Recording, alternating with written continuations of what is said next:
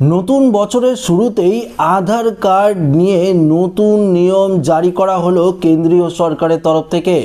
যদি আপনাদের আধার কার্ড থাকে এবং আপনারা যদি এই ভুলটি করে থাকেন তাহলে কিন্তু আপনার বিরুদ্ধে এফআইআর করা হতে পারে। হ্যাঁ বন্ধুরা, এমনই একটি কড়া নিয়ম জারি করা হয়েছে নতুন বছরের শুরুতেই, অর্থাৎ 2026-এর শুরুতেই সারা ভারতবর্ষ জুড়েই কিন্তু এই নতুন নিয়ম লাগু হচ্ছে। তো বন্ধুরা, কোন ভুলের কথা এক্ষেত্রে বলা হয়েছে আপনাদেরকে এই ভিডিওটিতে একদম বিস্তারিতভাবে জানিয়ে দেব। তো এই ভিডিওটি আপনারই জন্য খুবই গুরুত্বপূর্ণ হতে চলেছে। ভিডিওটিতে আপনারা প্রত্যেকেই প্রথম থেকেই শেষ পর্যন্ত সঙ্গে থাকবেন এবং নতুন হয়ে থাকলে চ্যানেলটিকে সাবস্ক্রাইব করে পাশের দেওয়া বেল আইকনটিকে প্রেস করে অল নোটিফিকেশনটিকে বাজিয়ে দেবেন। তো বন্ধুরা, আসুন আমরা সরাসরি কেন্দ্রীয় সরকারের তরফ থেকে যে নতুন নিয়মটি ঘোষণা করা হয়েছে সেই নিয়মে কি বলা রয়েছে আসুন সরাসরি আপনাদেরকে স্ক্রিনে দেখিয়ে দিই। তো বন্ধুরা, আপনারা অন স্ক্রিনে দেখতে পাচ্ছেন ভুল বা ভুয়ো নথির ভিত্তিতে আধার কার্ডে জন্ম তারিখ দেওয়া হয়েছে। এই ভুল সংশোধনের সুযোগ দেবে আধার কর্তৃপক্ষ, অর্থাৎ unique identification authority of India, অর্থাৎ ইউআইডিএআই।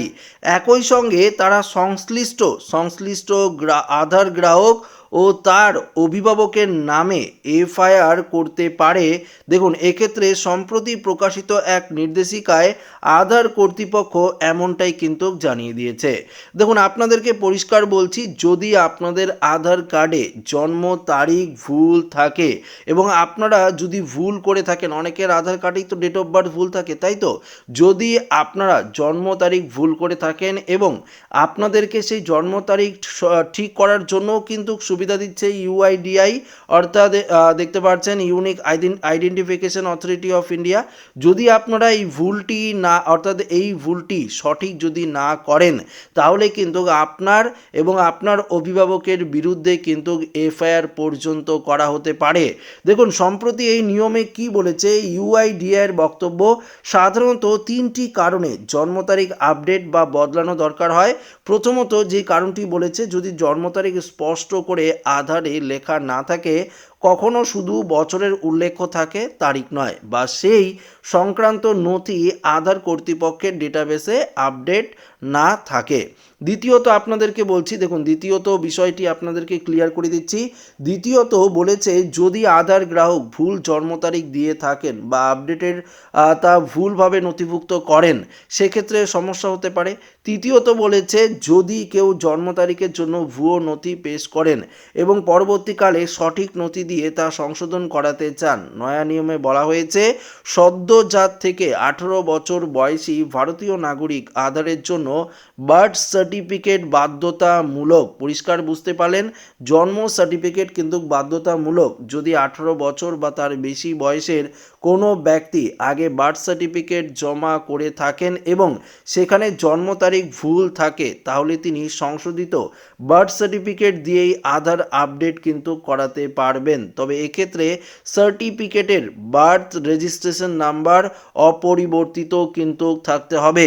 যদি কোনো ব্যক্তি আগে বার্থ সার্টিফিকেটের পরিবর্তে অন্য কোনো নথি যেমন পাসপোর্ট বা মার্কশিট জমা করে থাকেন এবং সেখানে জন্ম তারিখ ভুল থাকে তাহলে সংশোধিত নথি পেশ করে তারিখ কিন্তু বদল করা যাবে।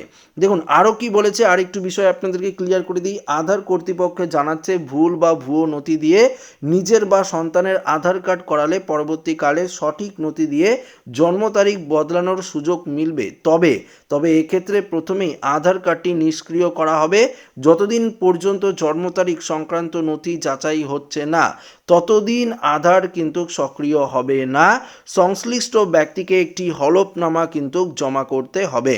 যেহেতু আধার গ্রাহক আগে প্রতারণা করেছেন বলে চিহ্নিত হলেন, তাই তার বিরুদ্ধে এফআইআর কিন্তু করা হতে পারে। তো বুঝতেই পারলেন, আপনারা যদি কোনো রকম ভুল নথি দিয়ে, ধরুন এই যে নিয়মটি বলা হয়েছে এই নিয়মটিতে একটা বিষয় পরিষ্কারভাবে বলে দিয়েছে, আপনারা যদি আধার কার্ড বানান কোনো রকম ভুল নথি দিয়ে এবং পরবর্তীকালে যদি আপনার ডেট অফ বার্থ জন্মের তারিখ সেটা সংশোধন করাতে চান এবং সেক্ষেত্রে আপনার এখন অরিজিনাল ডকুমেন্টস রয়েছে, কোনো ভুল নথি নেই, আপনার কাছে অরিজিনাল ডকুমেন্টস রয়েছে, সেটি দিয়ে যদি আপনারা পরিবর্তন করাতে চান তাহলে কিন্তু আগে আপনার বিরুদ্ধে, আপনার অভিভাবকের বিরুদ্ধে এফআইআর কিন্তু জারি করা হতে পারে এবং পরবর্তীতে যেই নথিটি দেবেন আপনারা, সেই নথিটি যতদিন না ভেরিফিকেশন হবে অতদিন পর্যন্ত আপনার আধার কার্ডটি সম্পূর্ণভাবে নিষ্ক্রিয় কিন্তু থাকবে।